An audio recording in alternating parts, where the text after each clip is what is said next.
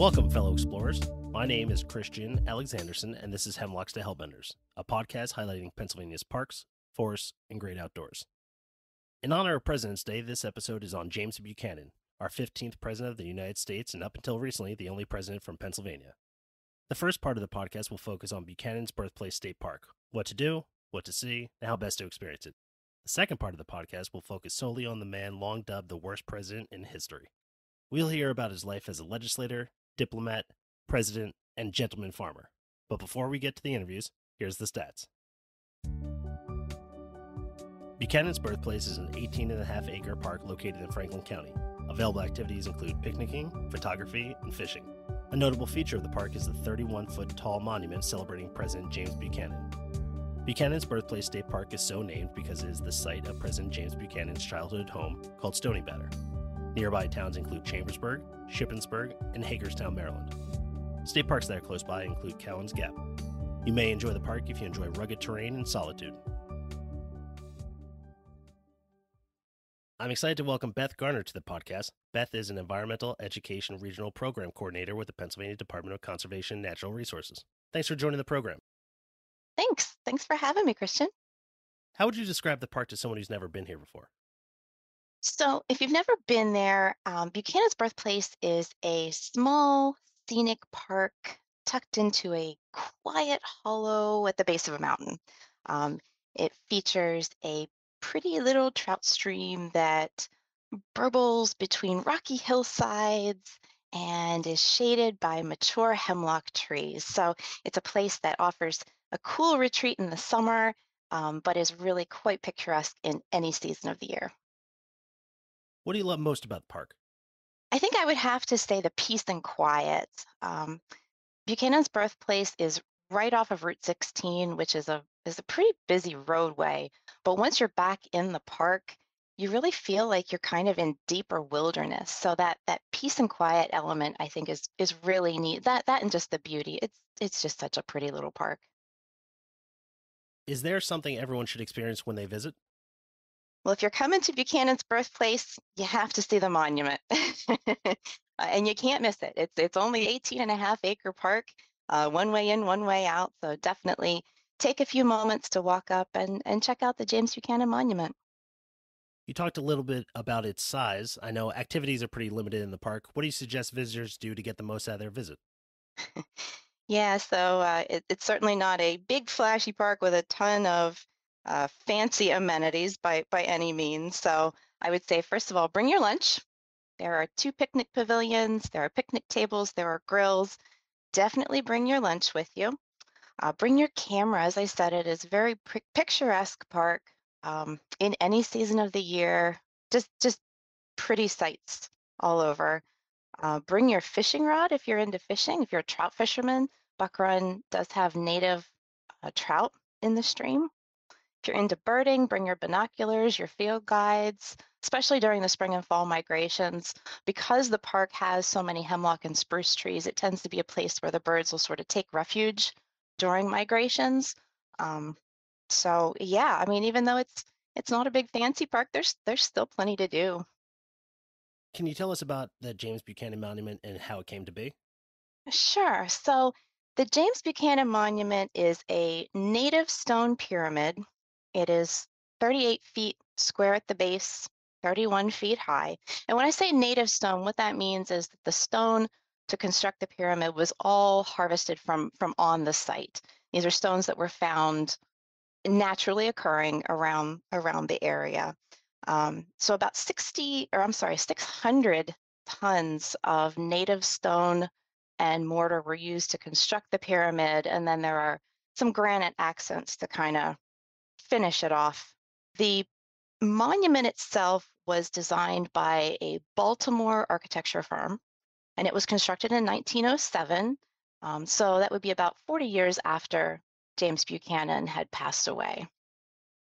James Buchanan Sr. bought a trading post that resided on the park's land during its heyday in the late 1700s. It had cabins, barns, stables, storehouses, and more. It was named Stony Batter after the Buchanan home in Northern Ireland. What do we know of Stony Batter? So Stony Batter was actually a pretty important place at that time. It was situated in a strategic location where the road basically ended at the base of Tuscarora Mountain. So, in that time, mountains were a tremendous barrier to travel and to the moving of goods and supplies. So, if you were a traveler headed west in that area, you were coming upon two mountains back to back. You had Cove Mountain, followed immediately by Tuscarora Mountain. And so Cove Gap is very unique in that a stream actually had carved all the way through Cove Mountain so you could just drive right through. It was perfect. Get through one mountain, you don't have to worry about it. But then you have Tuscarora Mountain, and Tuscarora is a very formidable mountain, even today. It is rugged, it is rocky, it is steep, and wagons just were not getting up over that mountain. So what you had at Stony Batter, you would have wagon loads of goods and supplies coming from cities in the east. They were coming from Philadelphia, they were coming from Lancaster. They would get to Stony Batter, the road ends, they can't go any further, and they would offload all these goods into the storehouses that Mr. Buchanan had. And then at some point, those goods would be put onto pack horses, and the pack horses would then take them up over Tuscarora Mountain. So, this really was a very important place as far as moving goods and supplies west was concerned at the time. It seems like James Buchanan Sr. kind of set himself up perfectly to be involved with all the trade that was going to be coming through the area. Oh my gosh, absolutely. He had actually started to work for the gentleman who owned the trading post a few years before he purchased it himself. And from what I've read, he was a very savvy businessman. So he definitely knew what he was doing. Today, Cove Gap is a quiet and remote place, but when James Buchanan was growing up, it was on the western edge of civilization. What was the area like back then? So you are absolutely right, Christian. Today, Cove Gap is a quiet and remote place. When James Buchanan was growing up there, was it remote? Yes. Was it quiet? Absolutely not. So, because of the nature of James's father's trading business, Stony Batter was a very busy place. I've read that at some points he would have as many as 100 animals in the stables. And those weren't his own animals; those were all the pack horses and the wagon horses and oxen and whatever other critters that the teamsters and so forth were using to haul their goods back and forth. You think about it, it was kind of a little bit like a modern day Amazon distribution center. Only instead of tractor trailers going back and forth all the time, you had all these animals. And of course, along with that went the men, the teamsters, the pack horse drivers. And these guys were not known to be particularly refined in their manners. So you would have had drinking, you would have had swearing, all kinds of ruckus going on. So much so that Buchanan's mother actually felt this was no place to raise young children. So when James was about 6 years old, the family actually moved towards Mercersburg um, in a more civilized environment. Do we have an understanding of how big Stony Batter was? It was a couple hundred acres that he owned. So it was not just the store, the house, the stables, all that. He actually had some area cleared, some farmland, some orchards, which is a little bit hard to imagine today when you go to visit because it's all forested. So he would have had not just the area that's tucked in right now, but area around that as well. How old was James when he was moved? It was about 6. He was pretty young. What were his thoughts on his birthplace after he left? Is it something he remembered or something he wrote about? So yeah, he did actually. Actually, when Buchanan was sort of at an advanced age, the owner of the Stony Batter site invited him to come back and visit his birthplace. Now he didn't do that because, he was older and didn't really want to travel that far. But he did write back and he replied, "It is a rugged but romantic spot, and the mountain stream under the scenery captivating. I have warm attachments for it." So it does seem that he did have a memory of it and was rather fond of it. Harriet Lane Johnston, youngest child of James Buchanan's sister Jane, was instrumental in paying for and getting a monument built for her uncle. What did she do? So I feel like this one needs a little bit of backstory. Harriet, when she was about 10 years old, She actually lost both her father and her mother only about a year apart. So she was still pretty young. And at that time, she got to choose who she wanted to live with. And she picked her Uncle James. He was reportedly her favorite uncle. And so James Buchanan raised her, and she was very, very fond of him. So much so that when Buchanan became president of the United States, he was not married. Harriet acted as his first lady, took care of all the first lady duties of the White House. So after his death, she wanted him to be remembered. So she made provisions in her will. She set aside a significant amount of money and also instructions for there to be two monuments built to James Buchanan. One was to be built in Washington, D.C., and then the second at Stony Batter. She tried for several years to purchase the Stony Batter site, but the owners would never sell to her. And so, unfortunately, she never got to see the creation of either monument to her favorite uncle. But a couple years after she then passed away, the board of trustees to whom she had entrusted this mission was finally able to purchase the property and begin the process of creating the monument. Now, there is a mystery associated with the Stony Batter monument.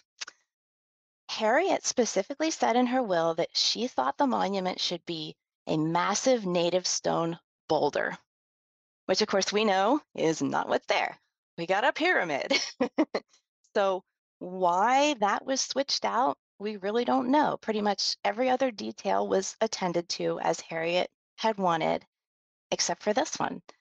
Whether it was just too big of a task or, the boulder was too heavy, I don't know. I don't know. Nobody knows. So that will continue to be a mystery.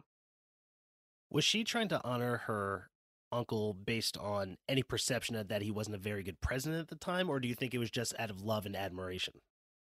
I think it was out of love and admiration, truly. Um, she just, he was such an important part of her life from such an early age. He obviously made quite an impression upon her that as a 10-year-old girl, she picked to live with him. So she was just very fun. And I think too, the sort of reputation that he had with a lot of people after the Civil War, it hurt her. And she wanted him to be remembered for the man that she knew.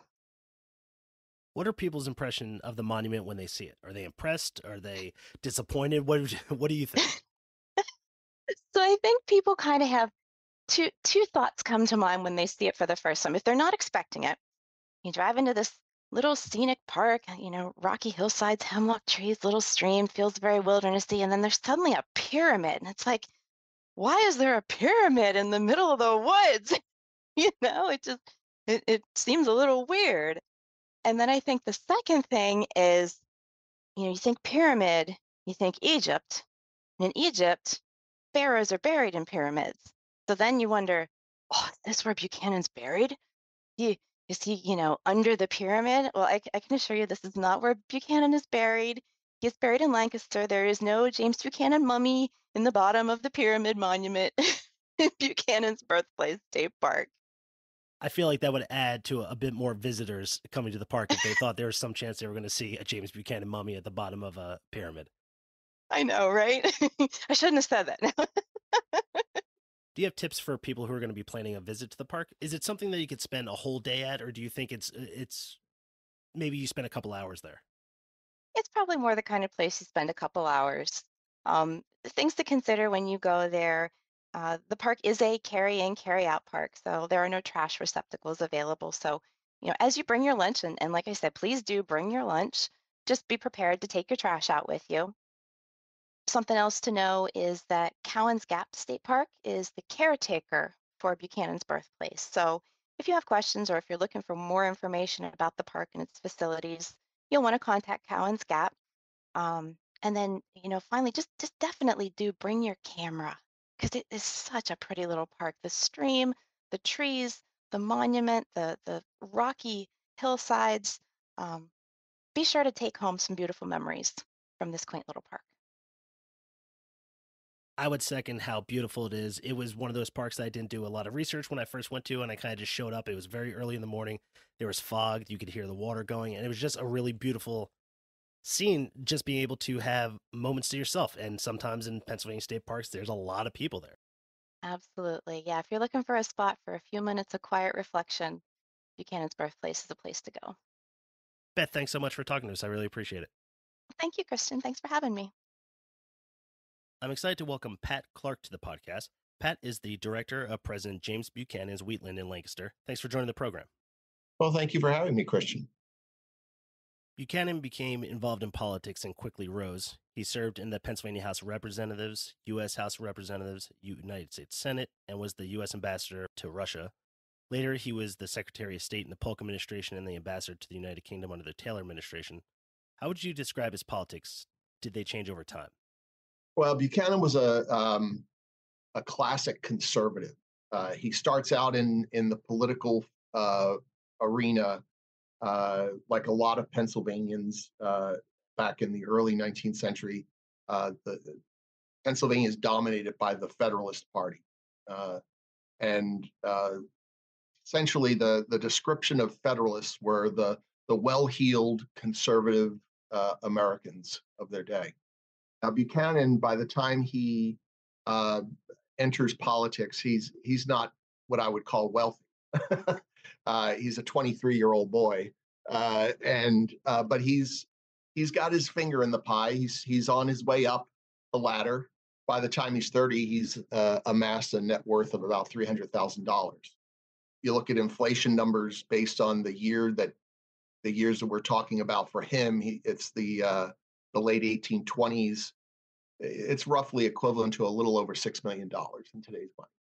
He's a conservative. He's also described by most historians, many historians, as a strict constitutional constructionist. This is what the law says. This is what it means. There's no in between. This is what you have to accept. In the days of the U.S. House, fairly early on, he enters in 21, but by 24, the Federalist Party is marginalized on the national stage. However, back in Pennsylvania, for a few more years, when he comes home, he's still considered a Federalist, even though he is trying to shift himself away and trying to bring fellow Pennsylvanians along with him into what might be described as an amalgamation party. And then Jackson formulates and firms up what becomes known as the Democratic Party. And Buchanan jumps on board. Again, just like the Federalists, very conservative. And the Democratic Party remains the ultra-conservative party throughout most of the 19th century. He's very much a guy who is in love with the law. The law is everything to him. And it's really hard sometimes to sort of separate James Buchanan, the man, and James Buchanan, the politician. So his public and private life are kind of like very tightly intertwined. When he's in the Senate, he delivers a speech on the floor in kind of a deliberation over wages for the American worker. And this is where he gets one of his nicknames. And he basically is quoted as saying that he felt that 10 cents was a fair wage for the American worker. And so he gets the nickname 10 Cent Jimmy. Was that a nickname he liked? Oh, he hated all of his nicknames. The only nickname that he really liked was the nickname given to him when he buys Wheatland. All of his friends start calling him the Sage of Wheatland. That, he really loved that whole concept of being this gentleman farmer. 1824, there was a big tariff, right? And this is another part of Buchanan's persona as a politician. He's a big states' rights man, and so and very partisan. So Pennsylvania likes this idea of this tariff. Of course, other states despise it, but Buchanan, of course, votes for it because he sees it as a very positive thing for the Commonwealth of Pennsylvania. So states' rights, conservative, and a strict constructionist. Buchanan was selected as the presidential nominee for the Democratic Party in 1856. What made him a good candidate at the time? Let's look at 1854, or back up even further. Go to 1850. Millard Fillmore is the vice president of the United States, and Zachary Taylor's the president. So Fillmore, as the president of the presiding member of the U.S. Senate, presides over this great debate called the debate of the Compromise of 1850. So that's a multi-part compromise, intended to try and solve some of the problems of the country, and this includes the onerous Fugitive Slave Act. The Compromise of 1850 accepted California as a free state, and it left nearby territories: Utah, New Mexico, Nevada, and Arizona. And this is the first time where Congress and the president is saying the territories get to decide whether they're going to be free or whether they're going to be a slave state when they're forming their constitutions. And then the fugitive slave law, this new fugitive slave law comes out, requires that all runaway slaves be returned to their owners, even if they're found in a free state. And the act also requires that the federal government is responsible for finding and returning and trying escaped slaves. So basically, it's making the U.S. Marshals these hunters of runaway slaves.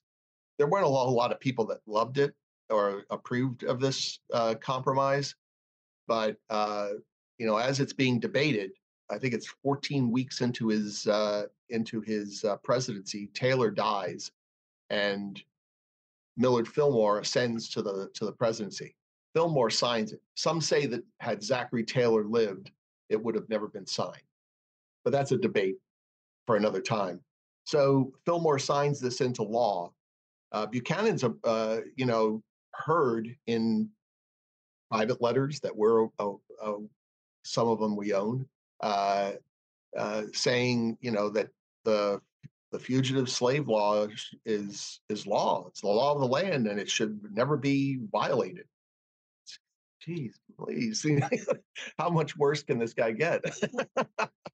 But 4 years after the Compromise of 1850, Senator Stephen Douglas, who is clearly interested in becoming president of the United States, even as early as 54, he becomes the author of a new act called the Kansas-Nebraska Act. So now this is dealing with a whole nother section of the land that before any of this occurs, before the Kansas-Nebraska Act occurs, this land was, according to the Missouri Compromise of 1821, this is not supposed to be an area that should even be in question as to whether or not they're supposed to be slaves. But remember, the 1850 Act comes into play as well. So you have these two acts that are now become the law of the land. But the one who signs the 54 Act into law is President Pierce.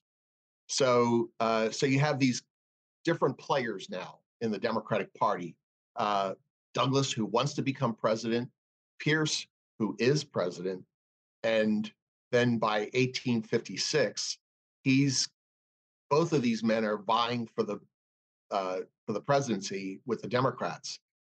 Pierce wants to desperately be renominated, but he has made such a mess of the territory of Kansas that it ends up getting a nickname called Bleeding Kansas during his tenure as president of the United States.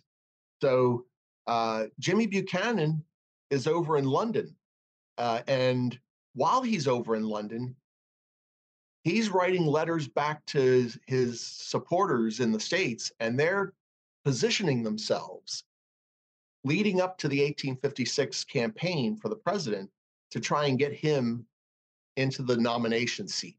And this is what makes him a really great candidate in the eyes of the Democratic Party. Everyone thought, geez, this guy was a great diplomat. Look what he did in Russia. Look what he did for us in Great Britain. We're a divided nation. We're a fractured nation. This guy, surely, he's got a great resume. He can pull us back together. He's a great diplomat, but he's also the man who doesn't have any blood on his hands. All of this nightmarish stuff from the Compromise of 1850 all the way through to the Kansas-Nebraska Act and right up to Bleeding Kansas, James Buchanan wasn't involved. So he's a great middle-of-the-road guy. He gets the nomination. Buchanan was elected president in 1856. He promised to only serve one term. His presidency was dominated by the issue of slavery with the Dred Scott decision and the Kansas-Nebraska Act. What were his beliefs regarding slavery and the government's role in controlling it? Slavery is a huge issue in the United States from the day that 13 original colonies ratified the Constitution and we become the United States with a new set of laws. Where the United States were a country that until you get through the Civil War, we're a country of sovereign states that are loosely bound. The Dred Scott court decision had been in the hands of the Supreme Court for years before 1856. And it was supposed to be a simple, Dred Scott he wanted his freedom. He had been forgotten about by this family when his owner took him into a free state and then dies. And then he's left there. So he figures, hey, I'm free. But then one of the family members of the dead owner says, hey, I want that slave to be handed over to another family member. So this is where that begins. James Buchanan's involved in the whole process of handing down this decision, primarily because he's really close friends with Supreme Court Justice Catrone from Tennessee. He's getting his fingers dirty communicating, although today that's considered really a huge no-no. Slap your hands. You've violated the separation of powers belief in our country. But back then, it wasn't really considered all that outlandish to have someone like Buchanan communicating with a Supreme Court justice. And in this case, he was trying to figure out, well, when are you going to hand down this decision? Are you going to hand it down before I go up for my inaugural speech, or is this going to take place after the fact? So he was trying to get a handle on that. And in the course of his conversations with Catrone suggests, why don't you get a hold of Greer in Pennsylvania and see where he's at? Tell him how important it is to have some unity on this whole issue. So Buchanan does it. From his days and going back to his days in Congress, Buchanan really believed that, don't be touching this issue of slavery. If you do talk about it, handle it with kid gloves. But you know what? Slavery's just going to disappear. It'll take time. Just leave the southern slave-owning states alone. It'll eventually just wither away. But no one really believed that. Buchanan probably really didn't believe that. And had he really believed that, which is hard to say one way or the other, but when you look at the actions of the slave-owning states, I mean, this was all about power in Congress. Buchanan, again, always turns to the whole business of the law. And what does the law say? And we're just going to follow the law. And he believed, knowing what was in the final decision that the Supreme Court was going to release about the Dred Scott case, he believed that this was going to solve all the problems. So he already had his inaugural speech written by the time he and his nephew and his niece, his housekeeper, and others joined him in the inaugural train ride from Lancaster down to Washington. But we know through his nephew, Buck Henry, who was his private secretary, whose hand wrote out that inaugural speech, that his uncle, when they got into the hotel in Washington, said, pull that speech out again. I need to add another statement about a very important court case that is soon to be released. So now he knows, it's like a day or two before his inauguration, he knows that the decision's not going to be handed down until after he's had his day in the sun as the new president of the United States. And an awful lot of people, when he delivers that speech and a few days later, when the Supreme Court hands down their decision, they know that Buchanan was somehow involved in this, and they're really irritated. But Buchanan has, like I think all of us, we're all complicated beings, aren't we? Buchanan has a private view of slavery, and he's got a public view of slavery. His private view of slavery is that, hey, I'm not a great fan of it. But when you really look at his private life, you see something slightly different.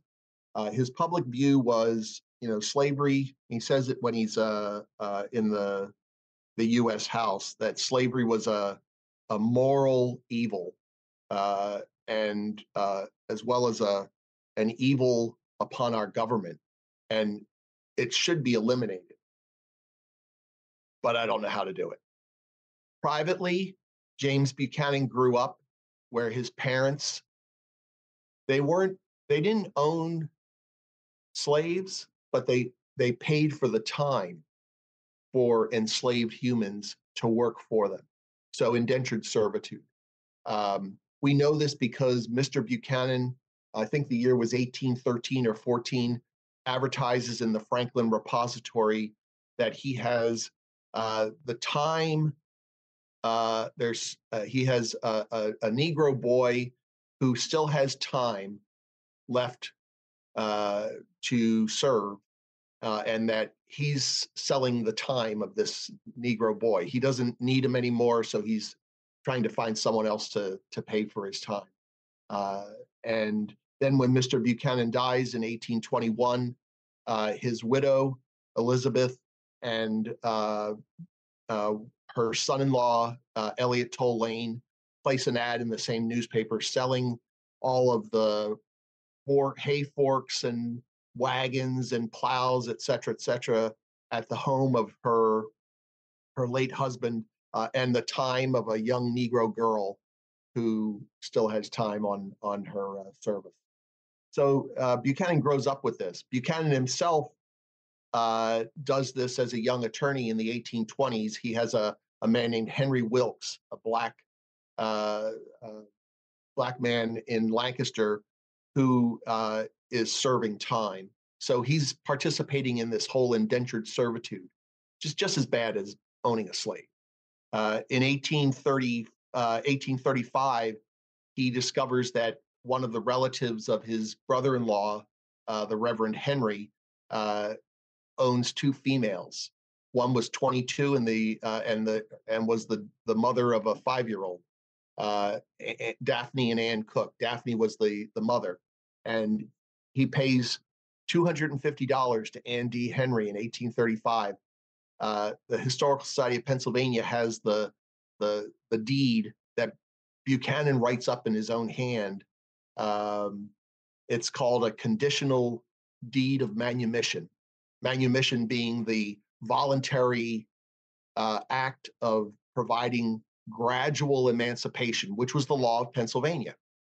The 1780 Act started out where it just said, if you follow this law and you want to get rid of your slaves, provide them with emancipation, there's an age of emancipation, and it was 28 years of age.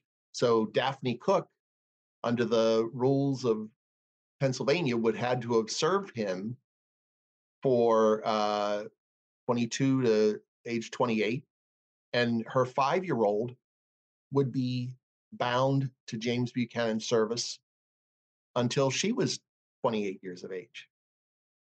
It's horrific, certainly by our moral standards, and I'm sure by a lot of people who were living then that had that kind of moral standard that this is just wrong. Buchanan knew that the morals of it were wrong. He wrote it in a book as a young student on what was slavery right or wrong.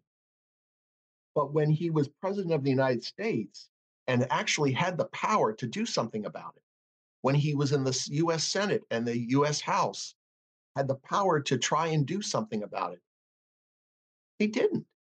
And the reason he didn't do it is described by his nephew, James Henry, many, many years later. And let me read a quote from Buck Henry's biographical sketch of his uncle.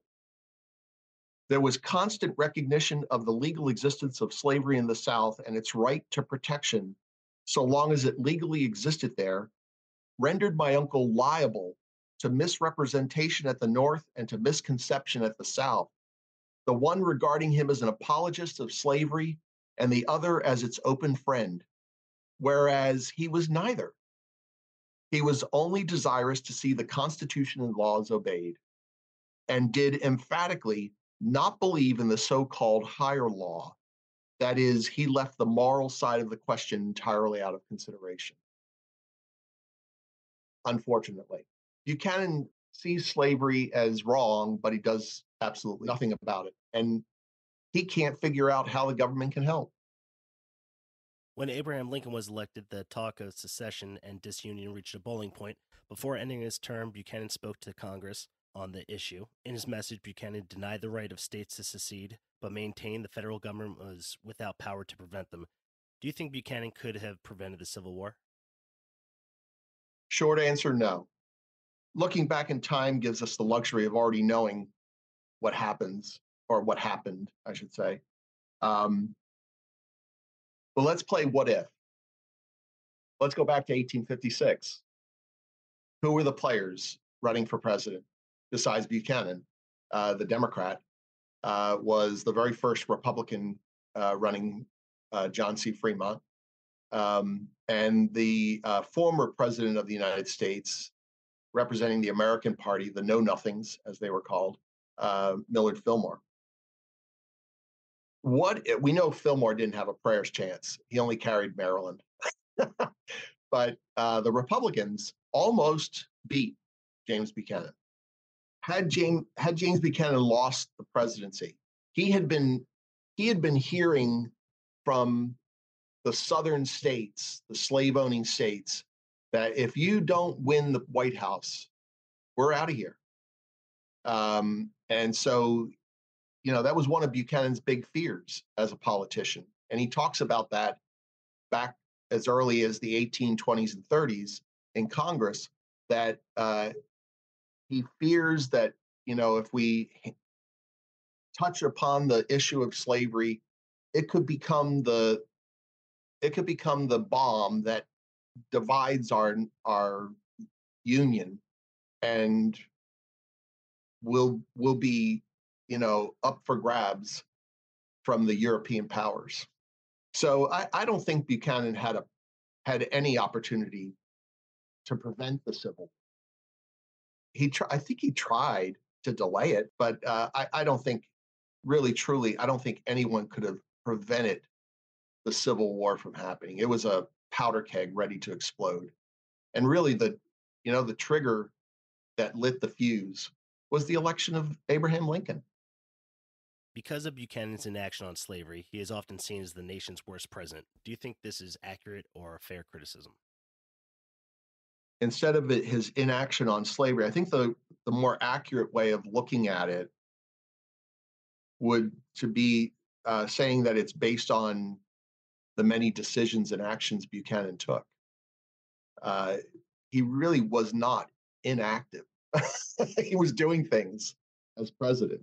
A lot of them were self-inflicted wounds. One of the other elements of his presidency, besides the self-inflicted wounds that he brought upon himself, was his failure to be a manager of men, a manager of personnel. He's got a cabinet. He's got all these people working under him. Buchanan had never managed people throughout his career. He had a great resume, but his resume didn't include managing people. Both of these issues, his self-inflicted wound, the first one, and his poor management of people, both of them emerged during the year of 1857. So this is his very first year in office. But we don't really see them. We don't see the results of these wounds and poor personnel management until you get to the end of December of 1857. So going back to the beginning of his presidency, Buchanan decides he's going to, solve this problem that his predecessor couldn't solve in Kansas. And he appoints a new territorial governor. He picks a man who he served with under Polk's administration, Robert Walker. Walker's actually a Pennsylvanian, but he's been living in Mississippi for many, many years. Slave owner, although he, unbeknownst to Buchanan, he freed all of his slaves. So Buchanan doesn't know this about him. He figures, he's a slave owner, and he'll be a good one to handle this whole business of getting Kansas in. And that's, I should say, before I go any further, Buchanan is determined to bring Kansas territory into statehood as quickly as possible. He wants to put it on the fast track. So he handpicks Walker to be his governor of, and then he goes away on vacation in the summer, like he always did. He went up to Bedford Springs, just enjoying a nice reprieve from the work. So he's away, but before he leaves, before Walker accepts the appointment, Walker turns to Buchanan and to his cabinet, and he says, "I'll take this job on with one rule that we all have to agree upon. If we can't agree upon it, I'm not playing the game." And that was that no matter what constitution is formed in the state of Kansas, in the territory of Kansas, it has to be ratified by all of the people. The whole constitution has to be ratified by the citizens of that territory before Congress gets a chance to look it over and vote on it. Buchanan says, "Of course, no problem. You got my word on it." All the cabinet members like, "Yeah, thumbs up. We're right behind you, Robert. We're not going to turn our backs on you." Buchanan goes away on vacation. Walker's having all sorts of problems out there in Kansas, like his predecessor had, because the slave owners from Missouri, the border ruffians as they were known, they had long before Walker arrived, they had taken over the territory's legislature, and now they were taking over in Lecompton the convention to create a constitution. So it becomes a pro-slavery constitution. They say, "Well, the governor wants us to have this ratified amongst our citizens, so sure, we'll have them ratify this section of it." And if they don't ratify that, then the whole thing goes to Congress anyway. So they're just basically pushing things through. In the meantime, back in Washington, Buchanan's gone, and his cabinet members are feeding Robert Walker the same line that they had fed him when he was in Washington before he took on the job, saying, "Yeah, no problem. We got your back. We're definitely going to control this whole thing for you. You'll get your way. We'll force ratification." But at the same time, they're turning to all the Southern slave senators and congressmen and saying, "Don't worry, we've got this under control. We're going to make sure the Lecompton Constitution gets in here, and you can just push it through Congress and get it ratified. And sure, the president will sign it when you take care of it on your end." Complete opposite, right? The problem is newspapers are covering all of this information, and they print the Lecompton Constitution in these national papers, and it gets into Robert Walker's hands. So Walker is suddenly aware in November or so, that wait a second, Congress is getting ready to ratify and vote on this Lecompton Constitution, and these people here that I'm governing haven't even had a chance to ratify this thing. What's happening in Washington? So he decides, I'm going to travel to Washington, and if they're going to lie to me, they're going to lie to my face. So he gets there just as Buchanan's returning from vacation. And Buchanan's like, what's the matter, Bob? There's nothing, no problems here. What I gave you when I told you when you took the job, it's still the case. He's like, really? And then Buchanan discovers that while he was away on vacation, his cabinet took over the presidency. And they cut the deals with Congress. And so now he's faced with, if I don't support my cabinet, I might lose members of my cabinet, and I'll be trying to handle Congress all by myself while trying to get new cabinet members. Or do I support my governor? And if I do that, then I lose control of my presidency and my cabinet takes over. What's he do? He takes the side of his cabinet. Walker resigns as governor, so Kansas doesn't have a governor, and Buchanan is powerless. And then he inflicts another wound on himself during 1858 by burning all of his political capital trying to push the Lecompton Constitution through Congress, even going to the extent of bribing members of Congress to vote his way. History tells us that he fails in doing that. And of course, the midterms come around and he loses, his party loses control of Congress to the Republican Party. And the Co-Vote Commission appears and starts to investigate corruption in Buchanan's administration. So it just starts to, like a stone rolling down a mossy hill. Buchanan's just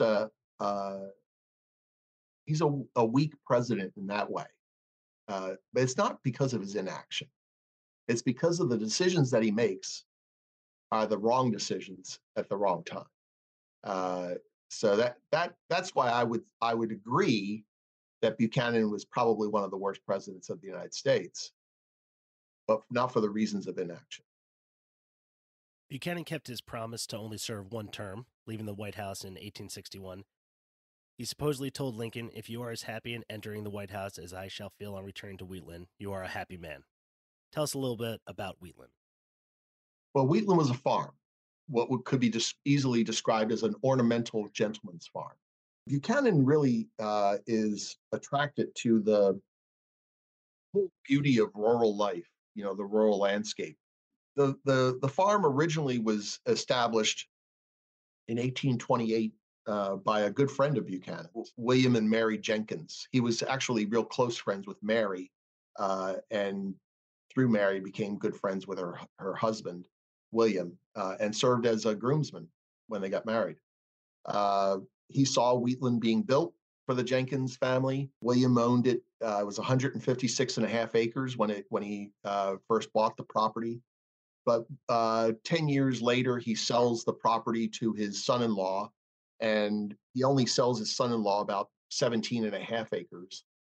Sells the rest to a couple of other farmers, and then a year later, his son-in-law buys 5 extra acres back from one of those farmers, brings it up to the size that Buchanan knew, which was 22 and a half acres. Not a huge farm, but a nice little farm. And Buchanan buys it from a guy who is politically a Whig, who actually had used it. He bought it from the son-in-law, Potter, and only used it as a summer residence, unlike Jenkins and Potter. And Buchanan has intentions of using it as a permanent residence. So he buys it in 1848 when he's still serving in the capacity of Polk's U.S. Secretary of State. In fact, he begins negotiations soon after he learns that he's not going to get the nomination from the Democrats. So he figures, hey, I'll go into semi-retirement and I'll just enjoy this wonderful life as a gentleman farmer. So that's what Wheatland was. It was a farm, and Buchanan enjoyed living there. And we own the farm as stewards of the historic site, Lancaster History. And it's a fabulous place because of all the U.S. presidents, I mean, we all know what Monticello looked like. There's the drawings that Thomas Jefferson made over the years when he first drew up his plans for Monticello and then changed them throughout his life. And it's a wonderful historic site. We know what Mount Vernon looks like, and several other presidents. But Wheatland was one of the most documented by public newspapers because Buchanan was a well-known politician. I already told you one of his nicknames was 10-Cent Jimmy. His other nickname that he really despised was the old public functionary. He had been elected to almost every electable position in the United States, certainly by the time he gets elected as president. What can visitors see when they come to visit Wheatland? We own 11 of the 22 acres. And the county's historical society was its first permanent home was built on the apple and pear orchards of the farm right next to the mansion back in 1956, I believe. And so that building, which has now been expanded a couple of times, serves as our visitor headquarters and our administrative headquarters. It's where all of the objects in the collection are stored and preserved. It's where we have a research center, we have archives, and places for visitors to visit and explore the history of Lancaster County, which of course Buchanan was a part of, and Thaddeus Stevens, the firebrand congressman, who was a thorn in Lincoln's side and Buchanan's side. Here on the 11 acres, visitors come in and they when they come to visit Wheatland and the galleries, they can sit down and watch about a 22-minute film that explores Buchanan's political career and his presidency. And then after that, they're given a little orientation by our museum store volunteers, and they're sent down to the president's home, which is about, I don't know, maybe a couple of 250 feet away. So they make their way down to the mansion, and there they're greeted by one of our volunteer tour guides who are dressed in mid-19th century period clothing.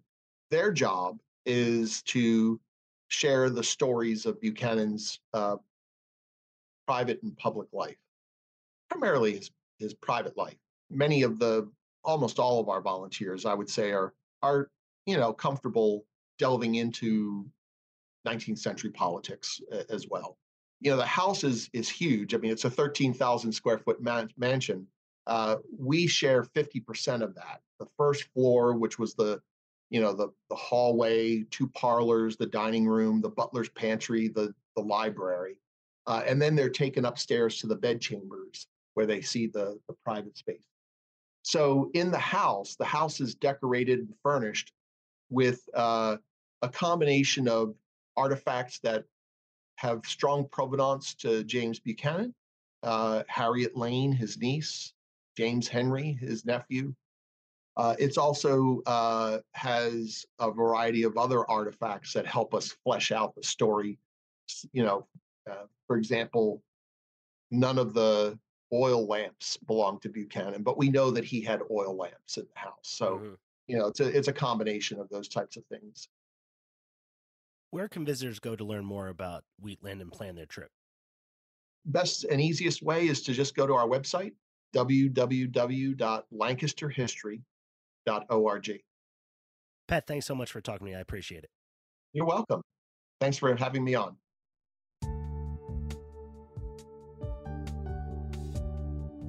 I want to thank my guests, Beth, Garner, and Pat Clarke, for joining the podcast. Be sure to visit our website and follow us on Instagram and Facebook for more information about upcoming episodes. This has been Hemlocks to Hellbenders. I'll see you out there.